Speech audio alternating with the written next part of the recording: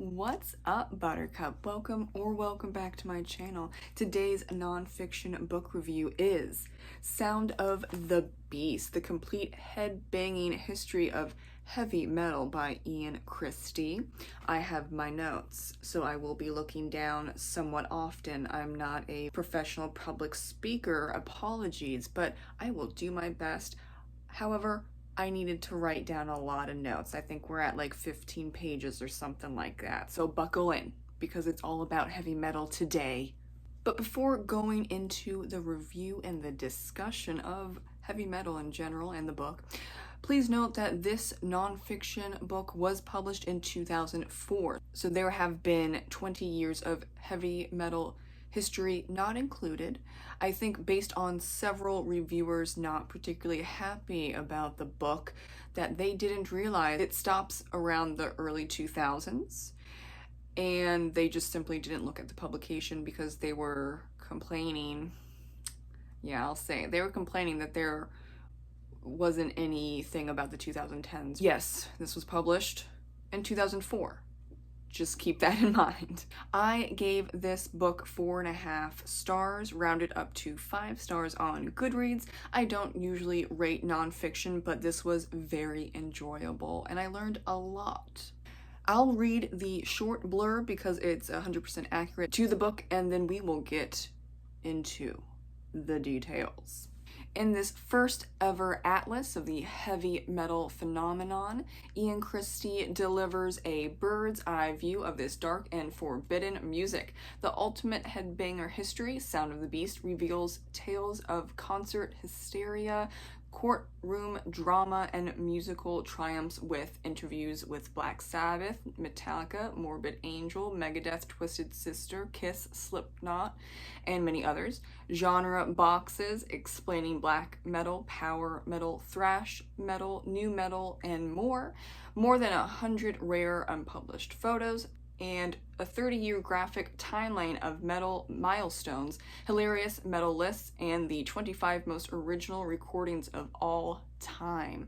Christie is a writer and musician living in Williamsburg, Brooklyn. He has contributed to Spin, Blender, AP, Wired, Mother Jones, and the Trouser Press Guide to 90s rock. My favorite chapters are as follows. The 1970s, prelude to heaviness, the new wave of British heavy metal, the PMRC's anti-metal panic, Battlehead, the mental metal reaction, the Hollywood glam bangers, United Forces, metal and hardcore punk, world metal, the globalization of heavy metal, Satan Goes to Court, the people versus heavy metal, and the anti-metal era, haircuts and new roots. There are 20 chapters, and then there's an afterword and footnotes in the back, so I think I enjoyed a great many chapters. There have been times in a lot of nonfiction books that I maybe like 5 chapters.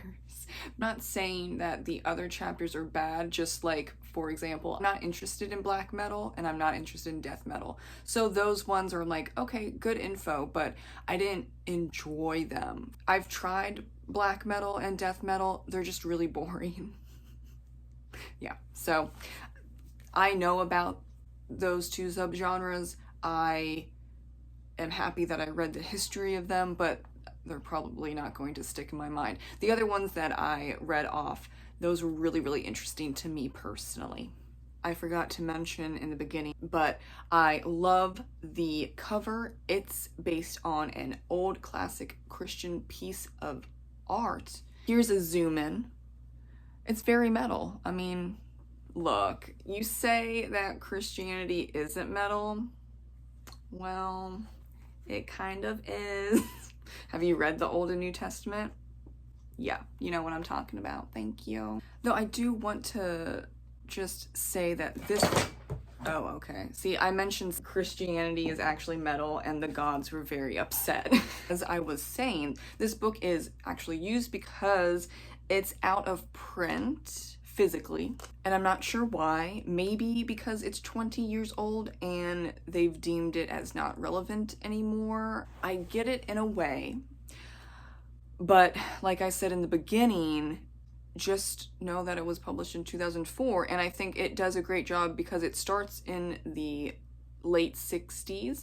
So many decades worth of heavy metal history. I guess maybe they could update it with a second edition to include the early 2000 and 2010, maybe even into like 2018 or something. I don't know, but it is out of print. They have an ebook version. However, I think it was scanned improperly because there are a lot of quality issues. If you go onto the Amazon page, you can see there's a hyperlink that says quality issues, and it's mainly for the ebook, so that's kind of unfortunate.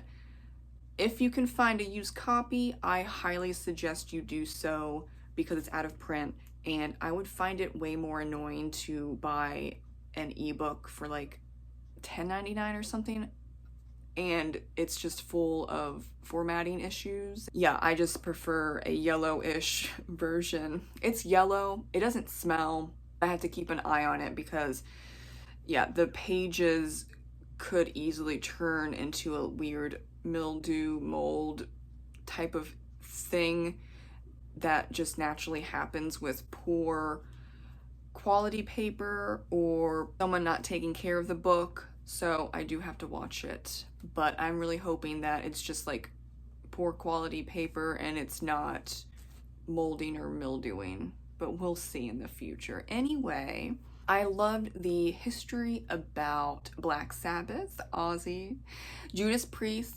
Anthrax, Megadeth, and the overview of hardcore punk and nu metal at the end. I don't care, like I said, for black metal or death metal, so those were okay chapters, but it's extensive. So if you like those subgenres, don't worry, it's all there.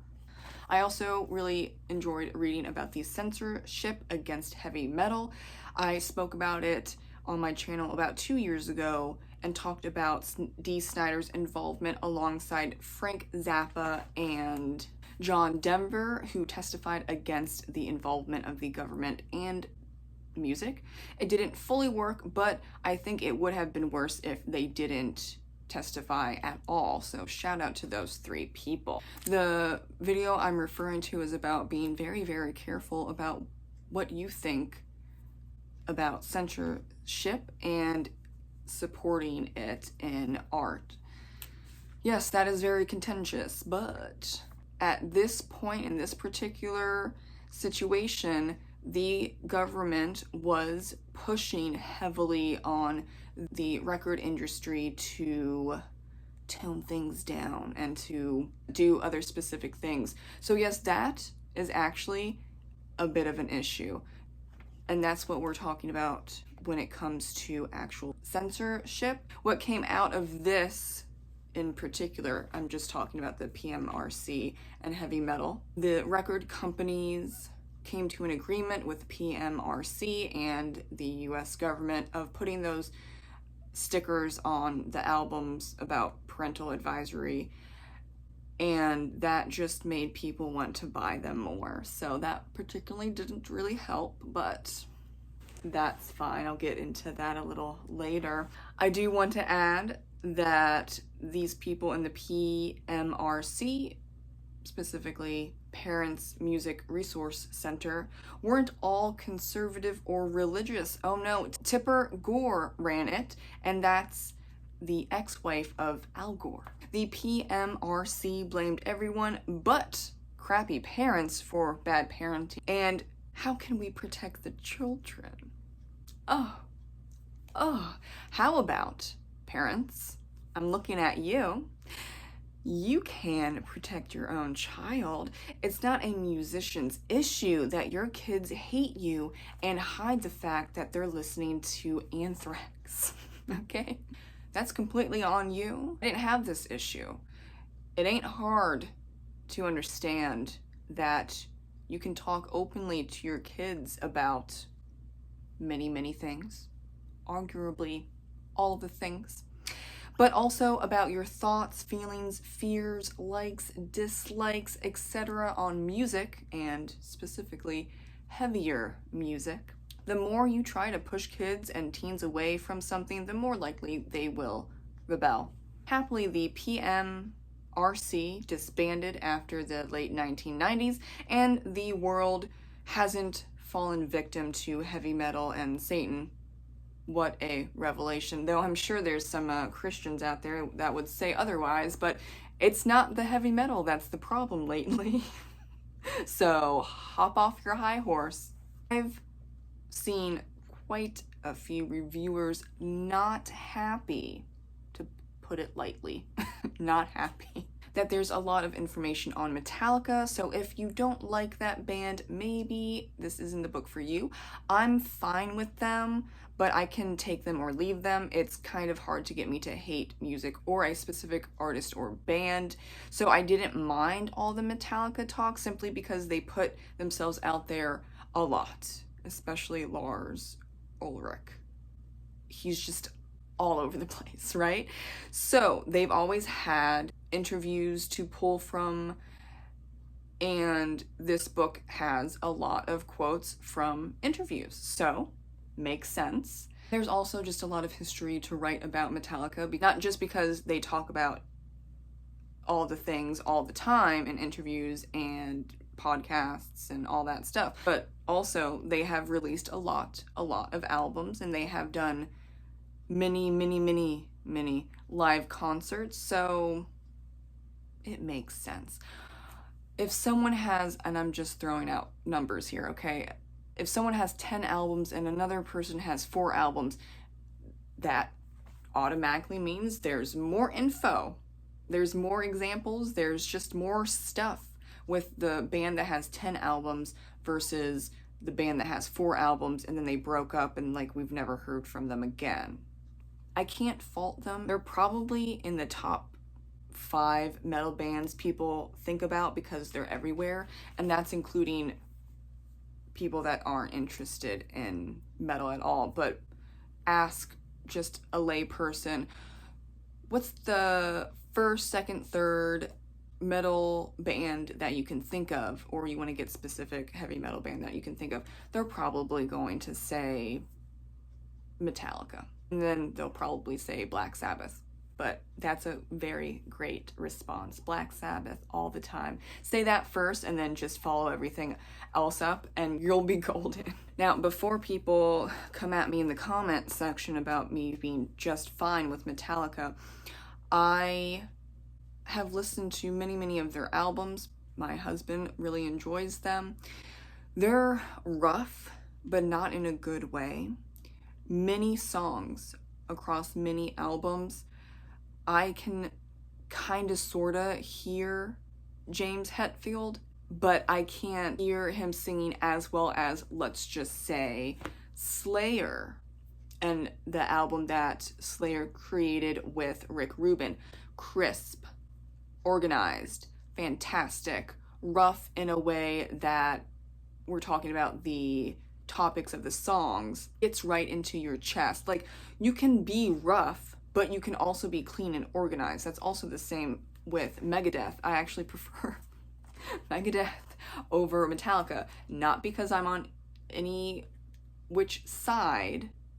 I have problems with both in the way that Dave and Lars and James and all those people handled that situation. And I'm not going to go into it because that's not the point. Though actually you kind of do get into it in this book. So if you're interested in that drama, go for it. This book has it. But I can still say that musically, Megadeth is more organized and clean. And the big thing for me is I can understand what Dave is saying while he sings. If I can't understand a singer, I'm not going to fully enjoy the band. Hence why I don't like death metal. I mean, that's one reason. There's a lot of other reasons why I don't like death metal, but one of the main reasons is, what are you saying? Okay, you all sound the same. I don't like that. Watch me get a bunch of dislikes from people that love death metal. Okay, moving on. The last point I do want to add in is that I wish there were more on Twisted Sister, Alice Cooper, Pantera, and Motorhead. They are definitely spoken and written about, but I think all of them combined, it's maybe about 15 pages, and I don't think that's enough information. Then again, it just could be for some of them. Definitely not for Alice Cooper. Okay, Alice Cooper's got a lot of songs, got a lot of albums and live concert, and he's like the man, okay? But for some of them, if they've only done a couple of albums and they've toured a couple times, but you know, shit fell apart, I understand that you can't put too much in there because you've only got so many. And then it's just like you're creating gossip, and there's not really gossip in here. This is just the facts of the heavy metal history, which I appreciate. But like, I wanted a little more about Alice Cooper. And if people say it's not heavy metal, he's shock metal, look, there's just a problem with metalheads being very, very, I don't know, strict and borderline, not even borderline, just annoying about labels and labeling every single thing down to the minute detail, and then therefore, you know, Alice Cooper's not heavy metal anymore. I think he is. I mean, you can do slightly different things but still be heavy metal. And I can see for sure that he could be considered the first shock metal artist. Love that. I would argue he can also be a heavy metal musician. I started listening to metal and rock thanks to my dad, and then I got into punk on my own. Actually, I mainly listen nowadays to rock and punk and then metal, but I just really, really enjoyed this book overall. I think Christie is a great writer, and I loved learning about all things heavy metal. Thank you so much for watching, and I hope you have a headbanging, fantastic day. Bye.